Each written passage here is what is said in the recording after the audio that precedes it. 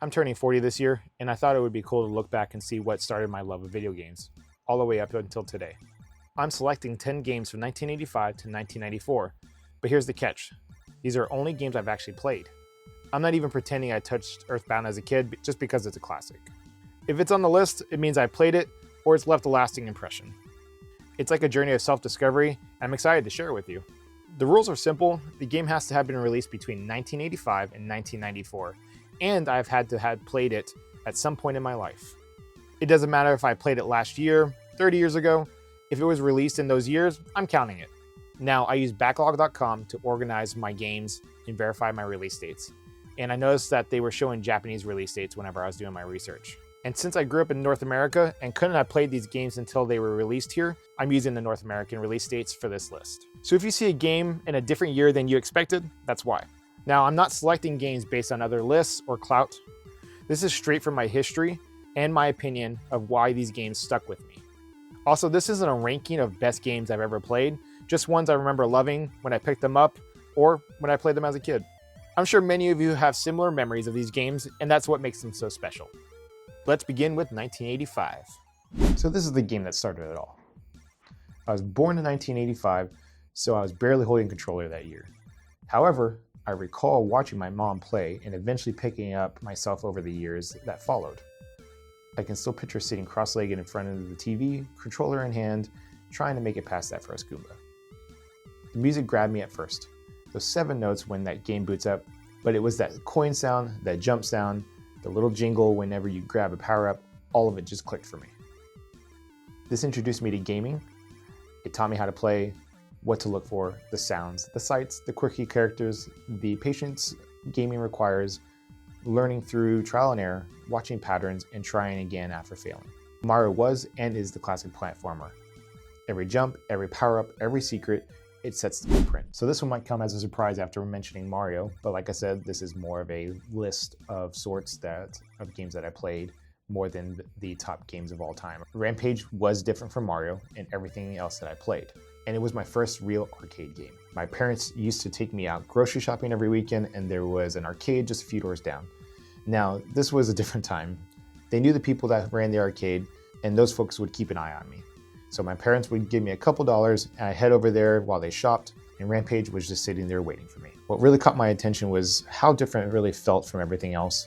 I could play as a giant kaiju monsters, Godzilla-looking creatures, King Kong, and just smash buildings to the ground. There's no precision platforming like in Mario, no careful jumps, just pure destruction. That's probably what sparked my love for beat-em-up games, a genre that I still return to today. Rampage was cool to me as a kid, and honestly, it's still cool to me now. That monster fantasy never left me, and neither did my appreciation for games that you just wreck everything in sight. But in 1987, I went from destroying cities to exploring dungeons. I don't know how I can have a list without this game. If Mario taught me how to play, Zelda taught me how to explore and work on puzzles. I played this on the original NES. Starting with my mom, just like Mario. I remember wandering around aimlessly at first. We received a strategy guide. Eventually, I grabbed a notebook to write down all the secrets as I found them. What grabbed me and never let me go was the dungeons. I loved working through each and every one of them as if it was a brand new puzzle, and every boss kept me on my toes. But finding secrets like this bush you could burn down in the forest, that really blew my mind. It was hiding in just plain sight the whole time. It's one of those games I come back to every year. I don't always complete it. It brings me back home every time. So excuse me on the pronunciation for this.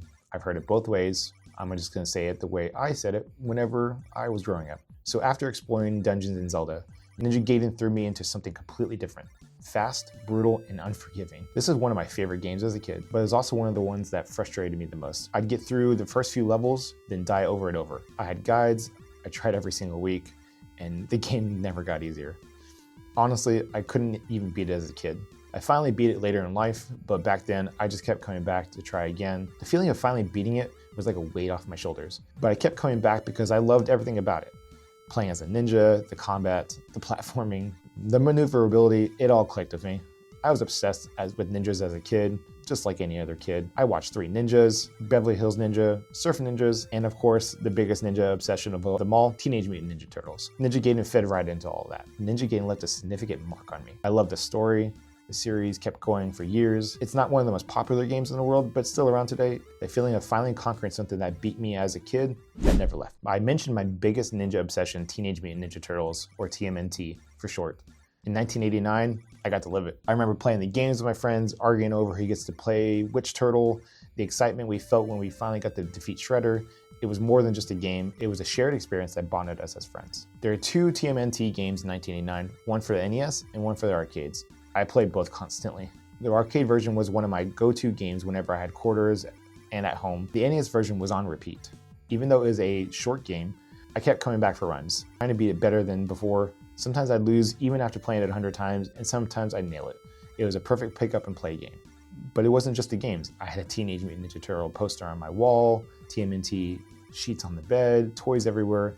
At almost 40 years old, I recently got a custom TMNT display at a convention. The obsession never really left me. What grabbed me was the beat 'em up gameplay.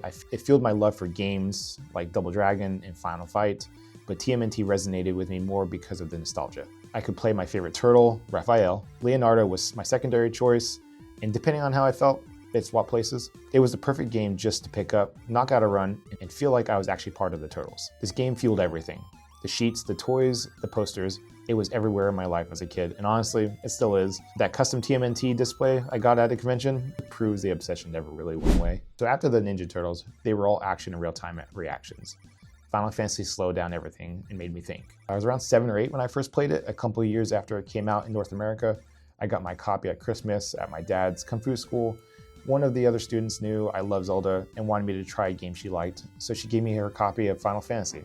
That one gift opened up an entire genre for me. I was completely confused at first. The party system didn't make sense, the battles didn't make sense, the world didn't make sense, but once I figured it out, I love building a team. Picking between warrior, thief, mage, black mage, and optimizing who did what. For the first time, I was able to strategize instead of just react. And this wasn't a game I could beat in a weekend. Most games up until then, you could finish in a few hours, maybe a day. Final Fantasy had hooked me for weeks. It was an actual adventure. Final Fantasy is the blueprint of most JRPGs. The original has aged a bit, but I recently played and platinumed the Pixel remaster. The gift from the girl at my dad's Kung Fu school just didn't give me a game. It gave me an entire genre that followed me ever since. And to nobody's surprise, after diving into something completely new with Final Fantasy, I picked up something familiar, Super Mario World for the Super Nintendo. I got my SNES that Christmas, and the game really blew my mind. It's still one of my favorite Mario games. It's probably the most influential 2D Mario game ever made. Every 2D Mario has followed this blueprint. This is where Yoshi was introduced, one of the most beloved characters in the series. But what kept me hooked were the secrets. Star Road, hidden exits, and levels you had to revisit with new power-ups. The Cape Feather let you fly through the entire stage, and the game saved your progress, just like Mario 3, but now with even more to explore. Super Mario World was the first game I picked up whenever I wanted something casual. I played the first world more times than any other game. It really is just comfort food. So after Super Mario World, I naturally went back to Zelda. And this was a tremendous jump from the original back in 1987. Zelda 2 felt like a completely different game, but A Link to the Past returned to its roots in a more expansive and storytelling way. I first played this at my aunt's house in Florida. We were supposed to be visiting family, but I just sat in front of the TV. When we got back home, my mom loved it so much also that we got our own copy. I remember waking up one morning and she just finished the game. She played all night long. That's one of my fondest memories. This is everything Zelda should be. It's the template that established the series. It's my favorite Zelda of all time. Now, I think it's time for a change. 1993 was a stacked year. Star Fox, Link's Awakening, Super Mario All-Stars. But I had to go with one people might not see coming, and that was Mortal Kombat. I played it everywhere. Arcades, my Super Nintendo at home, at my friend's house. This game really took over my life. I was in martial arts at the time, so fighting resonated with me. But let's be honest, it was the fatalities. No game ever had done anything like it before. The shock value alone made it really unforgettable. It was brutal, challenging, and utterly different. I got the guide, memorized every move, every fatality for every character, hours upon hours. I practiced them over and over again. The game consumed me back then. And looking back, Mortal Kombat changed gaming forever. It's still here today. So last but not least, after Mortal Kombat, going back to a platformer wasn't a shock. I'd been playing a wide variety of games since I was 5. That diversity is still with me today. So here's the funny thing. I never actually owned a copy of Donkey Kong Country. I played at a friend's house, borrowed it sometimes, and beat it over there. And sometimes we tried co-op. It was one of those early lessons in learning how to play games with other people. I didn't have brothers and sisters around me at the time, so friends is where I got my co-op. The pre-rendered graphics was a shocker. It wasn't Super Mario World. It had its own identity, switching between Donkey Kong and Diddy Kong. I recall my friends showing me how to get the Rhino and how I could break through walls. Stuff like that made it really unforgettable. Donkey Kong Country spawned a cartoon, 2 SNES games, a Nintendo 64 game, and it really created a franchise. And that's it for now. 10 games from 1985 to 1994, my first decade of life. From learning how to jump from Super Mario Bros. To plowing through walls with a rhino in Donkey Kong Country, these games shaped who I am as a gamer. But the story doesn't end there. The next decade, from 1995 to 2004, marks an entirely different era. The PlayStation, Nintendo 64, the jump to 3D, online gaming, and some of the most iconic games ever made. If you thought this list was hard to narrow down, just wait. So if you want to see what games defined my teenage years, stick around. Thanks for watching, and I'll see you on the next one.